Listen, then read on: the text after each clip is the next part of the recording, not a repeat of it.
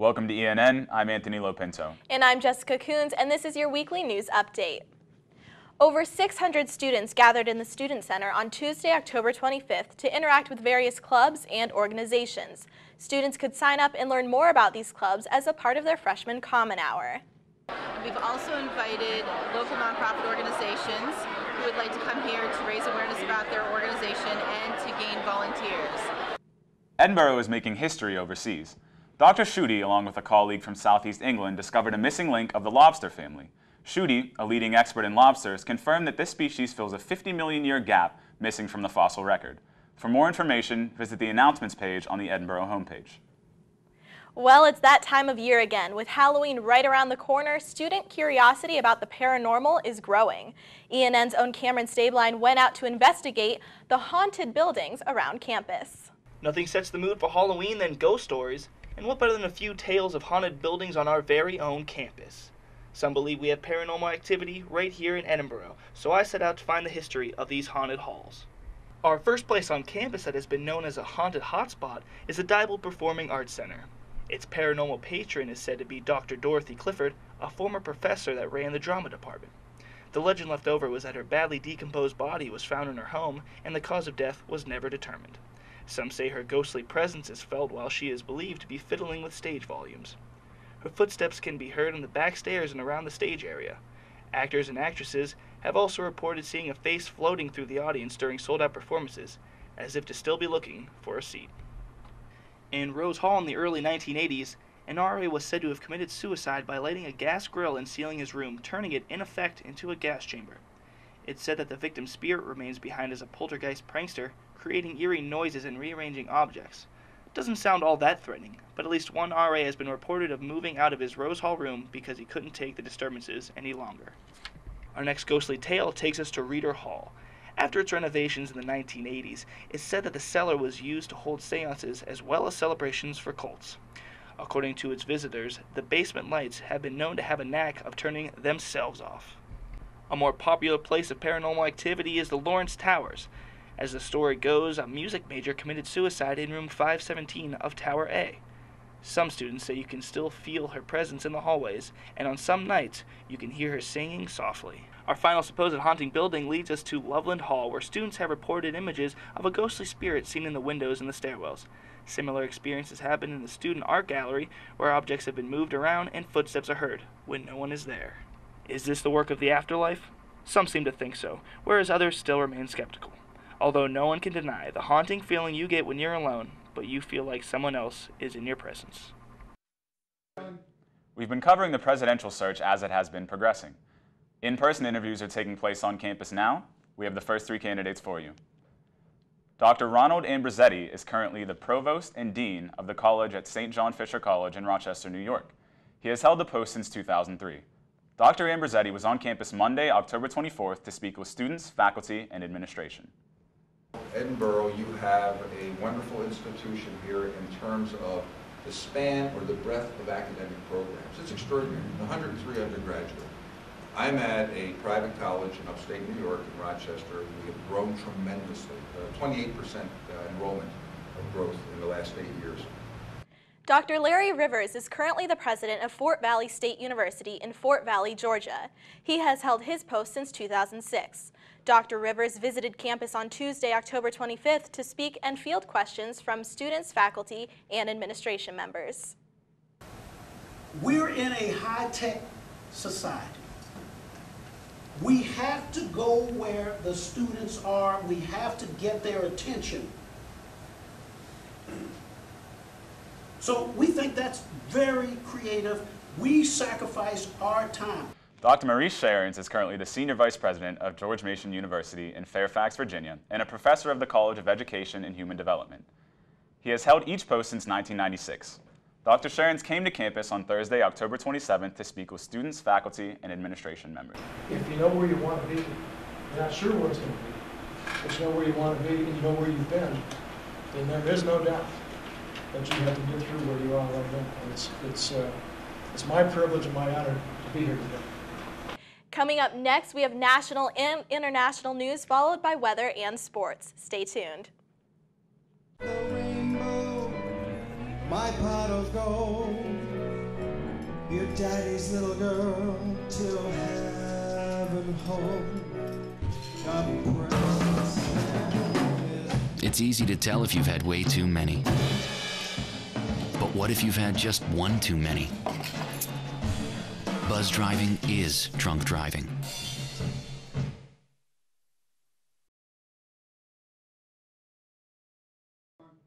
In national news, Occupy Wall Street is spreading to other large metropolitan areas, and those not involved in the protests have grown increasingly impatient with the constant occupation. In Oakland, California, protests became violent on Tuesday, October 25th. Police let off tear gas into the crowd and arrested 100 protesters. Nearby in San Francisco, protests were less frantic, but officials were concerned with possible health hazards resulting from the uncleanliness of protest camps. Similarly, across the country in Atlanta and Providence, Rhode Island, officials have threatened to remove protesters from public parks because of the longevity of protests. In larger cities like Boston and Philadelphia, officials have become more tolerant of the protests, but have concerns of sanitation, crime, and homelessness within protest camps. As protesters continue, city governments have a dichotomy on their hands: respect protesters' right to assemble or keep their cities safe. President Obama introduced changes to the federal student loan program on Wednesday. The changes will attempt to relieve students who have a high loan cost and low income. The plan will cap loan payments at 10% of discretionary income and encourage borrowers to consolidate their loans. It will also give assistance to students who are struggling financially. The plan applies to current students or those graduating in 2012. The College Board is upping security measures after the arrest of 7 teenagers accused of cheating on their tests. The College Board hired Louis J. Free, former FBI director, to review their current security procedures. The changes the board is considering are requiring more training for test proctors, a larger stipend for proctors, more identification requirements, and digital photographs of test takers. The changes will also call for an increase in the $25 million the College Board spends annually on security. The board is predicting the new security measures will not discourage students from taking the test. In international news, the pace of Asian nuclear diplomacy accelerated Wednesday, a day after what were described as positive talks in Geneva between U.S. and North Korean negotiators. Chinese Vice Premier Li Keqiang met in Seoul with South Korean President Lee Myung-bak after completing talks in Pyongyang with North Korean leader Kim Jong-il. South Korea's top nuclear envoy flew to Russia to discuss the latest progress with his Russian counterpart. U.S. Defense Secretary Leon Panetta, who arrived Wednesday in Seoul for regular defense talks, is also likely to discuss the latest round of efforts to restart six-nation negotiations on North Korea's nuclear programs. China launched an unmanned spacecraft in what is described as Beijing's first step toward building its own space station. The 8.5-ton module, known as Tiangong-1, or Heavenly Palace, lifted off from a site in China's northwestern Gobi Desert. The craft was propelled by a Long March 2F rocket. Detailed reports about the launch were splashed across Chinese newspapers, and the development was hailed by state-run broadcasters. Another unmanned spacecraft, to be launched November 1st, will meet up with the module for China's first space docking procedures. China plans several more rendezvous and docking procedures before the end of next year, at least one of which will be manned. The program calls for construction of a space laboratory by 2016 and completion of a 60-ton space station around 2020. We'll be right back with weather. I'm David Champion with this week's weather. Well, it appears to be another mostly rainy week. On Monday, we will have a high of 46 with a low of 38, with some showers throughout the day. On Tuesday, hey look, the sun comes out, and we'll have a high of 53 and a low of 38. And on Wednesday, another sunny day with a high of 53 and a low of 41. On Thursday, we'll be back to clouds and showers with a high of 50 and a low of 40. Also, we'll have showers on Friday with a high of 49 and a low of 40. So a mostly rainy week with cool temperatures. So I'll probably get some hate mail in my mailbox at Towers, but at least it's not snow. Welcome back to ENN. I'm Pat Nuzzo with your sports. It was a very busy week for our Edinboro sports teams. Let's start out with your Fighting Scots football team. A beautiful Saturday night at Sox Harrison Stadium here on the campus of Edinboro as the Fighting Scots hosted Clarion. First drive of the game, Cody Harris hands the ball off to DeAndre Vaughn, who takes it up the right side. He breaks a couple tackles at the Edinboro 40 and cuts back to the open field. It looks like he's going to make it all the way to the end zone, but he gets taken down at the 6. A career-long 66-yard gain for Vaughn puts the Scots in scoring position. A few plays later, on 3rd and goal for the Scots, Harris fakes to Vaughn and rolls out to the right. It's hard to tell if he was looking for anyone or if it was a design play, but he turns on the jets and dives into the end zone for the 2-yard score. Edinboro goes up 7-0 early. Later on in the first, Clarion trying to get a drive going when QB Ben Fiskus overthrows the intended receiver and hits Edinboro DB Kenny Pettis, who brings the ball down to the Clarion 9. A penalty on the play gives the Scots the ball on the 41-yard line. The Scots wasted no time, however, as 2 plays later, Harris takes the snap from the shotgun. He rolls right but can't find anyone. The Golden Eagle defense put the pressure on him and forced him upfield, but just before he goes down, he flips the ball off to David Bostic, and he finds his way to the end zone for a 32-yard score, making it 14-0. Midway through the second quarter, Clarion gets a burst of energy from running back Patrick Graham Murphy, who takes the handoff deep inside his own territory. He breaks some tackles and pulls out a few dekes as he marches 79 yards down the field, leading to a 34-yard field goal by Tyler Rurick.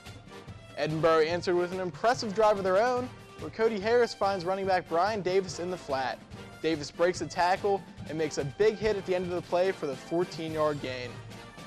On 3rd and 11 from the Clarion 25, Harris drops back and lobs a beautiful pass down the field where number 2 DeMar Jeter comes up with an exceptional grab in the corner of the end zone. What a play. Number 8 and number 2 here. Edinboro with a 21-3 lead, and the band is loving it. They were dancing all night, having a great time. It wasn't all smiles though, as Clarion punched right back. Fiskus drops back, can't find anyone, but he escapes the pressure and scrambles downfield, escaping Edinboro defenders. Bad penalty at the end of the play though. Edinboro flagged for the late hit as Fiskus was heading out of bounds. With 20 seconds left in the first half, Clarion draws closer with this 4-yard run by Graham Murphy, his first rushing touchdown this year. Edinboro goes into the half up 21-10, but that's how the game would end as the Edinboro defense stood tall the rest of the game. James Thomas breaks through here and it takes Fiskus down for the sack. Later on, James Jackson picks off Fiskus deep in the Clarion zone. Edinboro keeps proving tough at home as they take this one 21-10 in a thriller. Off to Macomb Fieldhouse we go as the women's volleyball team took on Cal in a big PSAC rivalry match. In the first game, Edinboro had the 23-22 lead, Cal here with the serve, but Edinboro with the air on the return, all square at 23. On the next serve, the service error by Cal gives the lead right back to Edinboro, but that lead wouldn't last long. Facing game point at 24-23, Cal rallies off 3 straight points off an Edinboro error and a nice block by Cal's frontmen to make the score 26-24. That pretty much took any wind out of Edinboro's sails as they were able to compete but not keep any lead the rest of the way. Edinboro falls in a very, very close match, 26-24, 25-22, and 26-24. Back to Sox Harrison Stadium we go, where the number 17 Edinboro soccer team hosted number 4 Cal. Senior Jamie Warren here with the free kick. Edinboro able to get the ball for just a second, but Cal clears it away. Later on in the first, number 18 Samantha Kaiser coming down the left side, one-on-one with a Cal defender. She manages to get the shot off from the tough angle, but was not able to get it on net. Cal with the corner kick, but they're not able to get anything on the net either. It was a very good defensive battle at this point. Edinboro goalkeeper Megan Kelly had a strong first half. Here she races out of the goal to scoop up the ball before Brianna Robinson had a chance to get a kickoff. Here number 19 Carissa Fernandez finds teammate Becca Costello as she launches a shot, but it was wide of the net. Edinboro struggling to find the offense. Later on, Costello with the corner kick, but the Cal defense clears it out. Edinboro later had another chance at the corner kick, this one a little bit closer, but once again, the Cal defense was having none of it. Towards the end of the first, Megan Kelly races out again to make another stop before Kelsey Russo can get a shot off.